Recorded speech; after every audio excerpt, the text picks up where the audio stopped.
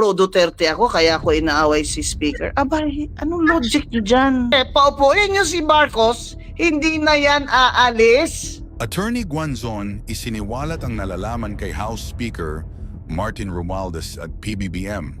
Bago tayo magpatuloy, kung hindi ka pa nakasubscribe sa ating channel, mag-subscribe na para sa ating future update. Nagsalita na nga si Attorney Rowena Guanzon laban sa mga nalalaman nito sa isinagawang interview ni Sas Rogando sa SOT kay Attorney, ay dito inilabas nito ang kanyang saloobin kung bakit niya binabatikos noon si Pangulong Bongbong Marcos. Nagbabala na raw siya dati pa sa kanyang pangangampanya na kung sakali ay makaupo bilang Pangulo si Marcos, ay may posibilidad na hindi ito aalis pa sa pwesto. Dinagdag rin ni Attorney Guanzon na kasama si House Speaker Martin Romualdez sa kanyang dynasty, kaya raw gusto nitong makontrol ang buong Pilipinas upang mas lumawak pa ang kanilang koneksyon sa bansa. Sinabi rin Attorney Guanzon na hindi dahil pro-Duterte siya ay binabatikos na niya noon si Marcos, ginagawa niya raw ito upang balaan ang mga mamamayan kung sakaling makaupo si PBBM. Nanawagan naman si Attorney Guanzon kay House Speaker Martin Romualdez na paupuin na sila sa Kongreso dahil nanalo naman raw sila, bakit hindi raw sila mabigyan ng pwesto. Pinabulaanan naman ni Attorney Guanzon ang mga pangamba ng ilang kababayan natin dahil sa posibilidad na madaya raw ang eleksyon dahil sa rason na may mga bagong commissioner na inappoint ang Pangulo. Dito ay sinabi niya na imposible itong mangyari dahil ito na lamang ang paraan ng mga mamamayan upang iparinig ang kanilang boses sa bayan. Dagdag pa nito na malabo raw itong madaya at sinigundahan naman ito Commissioner Garcia na protektado ang bawat boto ng mga mamamayan. Ngayon, upang ating maunawaan ang pahayag ni Attorney Guanzon at Sas Rogando, sa SOT ating panoorin ang kanilang video. Kaya ako inaaway si Speaker. Abay, anong logic nyo dyan? Actually, Anong logic yan? si Ma'am Consistent Beth. naman ako, di ba? Sa kampanya ko, Attorney- sinabi ko, sige, paupuin nyo si Marcos, hindi na yan aalis. Yeah. And Speaker Romualdez is part of this dynasty. That's why they want control. Control is for their next dynasty. That's the Actually, problem. si Attorney Guanzon, yung consistent talaga siya mula noon hanggang ngayon. Hindi naman siya naging pro-digong eh. Pero tama si Attorney Weng dyan. Very, nag-issue by issue siya. Kasi naalala nyo yung nung commissioner pa si Attorney Guanzon ng COMELEC noong 2016, yung ENYE issue. Diba, si Attorney Guanzon noon, identified siya dati sa LP, pero nagsalita siya tungkol dun sa ENYE issue, yung may pumasok na, di ba may pumasok na ano ng Smartmatic na ni-raise niyo yung issue na yon. So ano talaga siya, actually, okay nga kay Attorney Guanzon si Amy, sabi niya nga noon, si Amy dapat si Amy na lang kayong magtiwala, wag daw kay BBM. So hindi siya nagbabago-bago hindi ba siya sala sa init, sala sa lamig na tao. Kung ano yung sinabi niya nung 2022, yung pa rin yung sinasabi ni Attorney Guanzon. Kaya nga, love namin si Attorney Guanzon. dahil alam ni Attorney Guanzon na it's better to be in front of someone na alam mo talaga yung posisyon. Na alam mo na, okay, ito yung posisyon niya. Kasi it's easier to deal with that kind of person na alam mo, hindi ka ba na paikot-ikutin na ngayon sasabihin sa'yo, ayaw ka, tapos biglang gusto ka na, tapos biglang aayaw uli. Yung budol ba? Kasi di ba kayo nag-warn nga sa amin na Ang budol. Ang dami nyo na budol. Sinabi ko na sa inyo. Ayaw maniwala sa lola nyo. Ayan, nagsisi na kayo, nabudol kayo. Di ba kayo rin naman nag-warn no? Talagang warning talaga. Kumalat na yung video nyo yon. And true enough, naging totoo si Attorney Guanzon. Alam mo si Attorney Guanzon, very very kulang ba yung analysis sa politika. Sabi nga niya, dapat si Sara na lang pinatakbo nyo, hindi na kayo nagka-problema ng ganito. True. From the start. At sabi ko, sa dami naman ng mga Marcos dyan, sabi ko sa loyalist, Kasi naman may kamag-anak naman ako mga loyalist ng mga leaders, no? Tagal ba namin sa politika? Sinabi ko, bakit yan ang pinatak?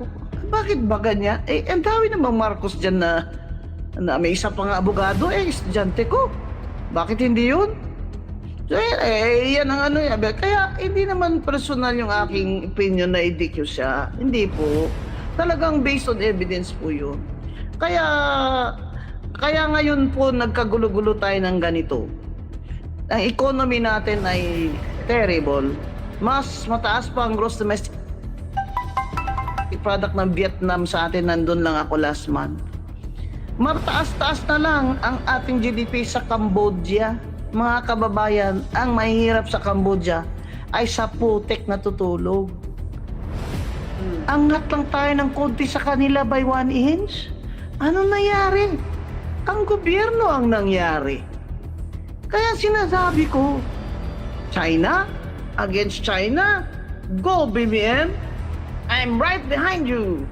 Pero economy, corruption, PhilHealth zero, DepEd slashed ang budget, puro infrastructure, puro kayo flood control na 40% in the pocket of some congressmen who are also contractors.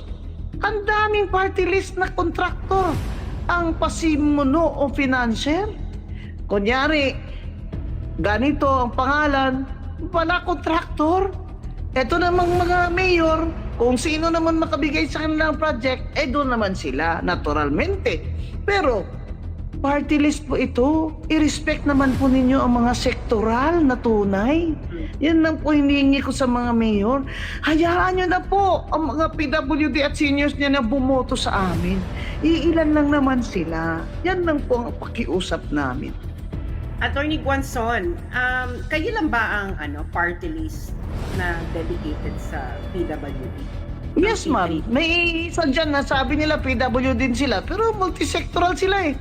Kami talaga nakasiro kami doon sa PWD, seniors, families of this PWD patients, yung mga malubhang sakit like cancer. PWD po kayo pag may cancer kayo, o kaya ay HIV/AIDS, o kaya ay autoimmune diseases, PWD po kayo. Nakafocus lang po kami doon. Yung iba po, multisectoral sila kasi sagol-sagol ba, halo-halo para shotgun style yung kampanya nila. Abay, lahat na lang gusto nyo enjoy. Pero kasi vote buying ang strategy nila, kami hindi, ma'am, hindi. Ako, ang sinasabi ko, ang constituents natin ay PWD, children with special needs, elderly, and the patients. These are our constituents. But our army of voters must also come from educated people, people who have no education but have a heart for our constituents, and who will volunteer their services out of love for their country.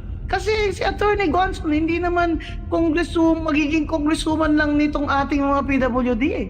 When there is a national issue of importance there or international or foreign policy, I'll stand up for that also. I'll vote for that also, and I'm highly qualified.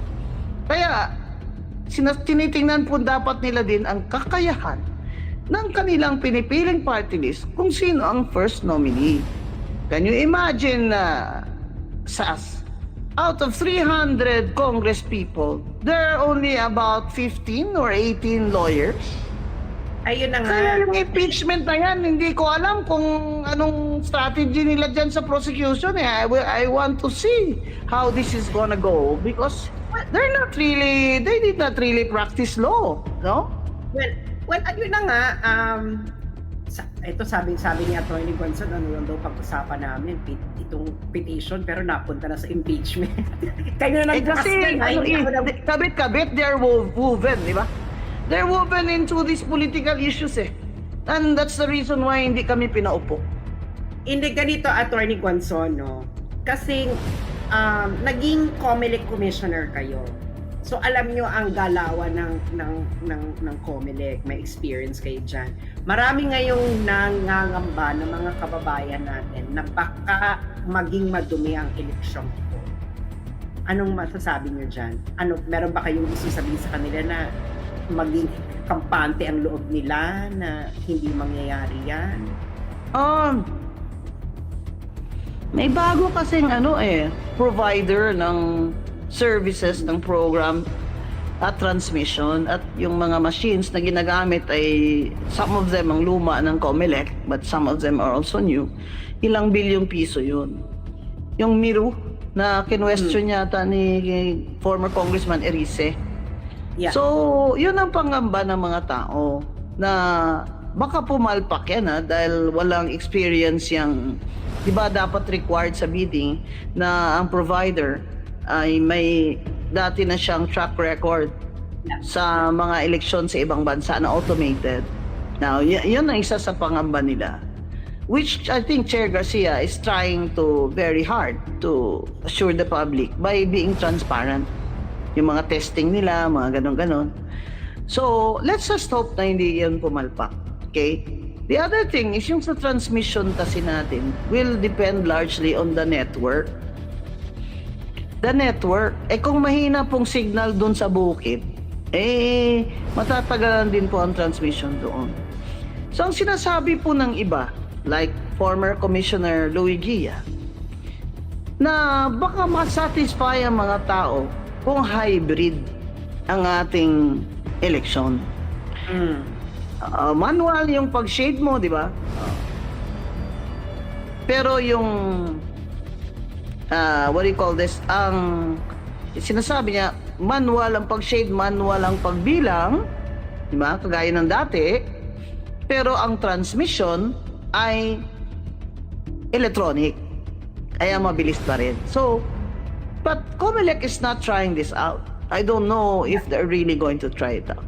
But I think that's a good idea because in a democracy, when your election process is being questioned by some, sectors of the people, you cannot just,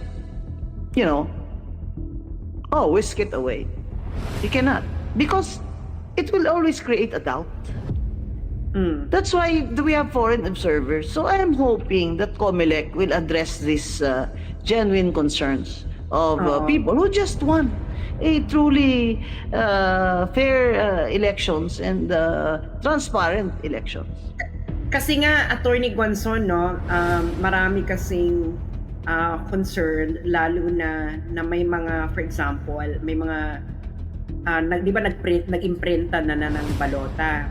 Tapos may mga hindi isinama. Dahil nga, nire-raise pa sa Supreme Court. Tapos nung nagdesisyon na yung Supreme Court na dapat isama sa balota, nag-imprenta na naman ng muling balota. So parang, alam niyo yon, yung concern ng mga tao sa waste. I don't know, kasi naging COMELEC commissioner kayo. What Billions, do you think about this system? Billions. Yeah. The COMELEC wasted billions. Because they were in a hurry to complete the ballots. Because, it takes a lot of time to check the ballots, print the ballots, and then the overseas ballots, they have to be put in envelopes and then sent to the embassies, no? So, yung waste na yan could have been avoided if the schedule was not as tight as this one. Kasi isa pang na-learn nila na lesson after the Supreme Court ruling is once nag-disqualify sila and the rule that this name should not be in the ballot, pag nag-file siya ng petition sa Supreme Court, the lesson there is, ilagay mo na lang sa ballot. Kasi naman, kung ma-disqualify naman talaga yan, edi stray votes yan. Di ba? Hindi na lang naman yan, it won't matter because hindi naman yan ika-count. Hindi naman natin siya ipoproclaim. So that's the lesson there, that we could have saved billions. And I think Chair Garcia appreciates that. Kasi very active na ngayon ang Supreme Court sa pagti-TRO sa COMELEC. Oo nga Attorney Guanzon. May tanong sa iyo dito. Oh, ito May yata yung Supreme Court na it's really watching the COMELEC, you know? Yeah. Supreme Court's really watching the COMELEC. Baka si Supreme Which is Court good for us. Justice. It's good for us. Baka si Supreme Court Justice Marvick Yonen yan. Ito,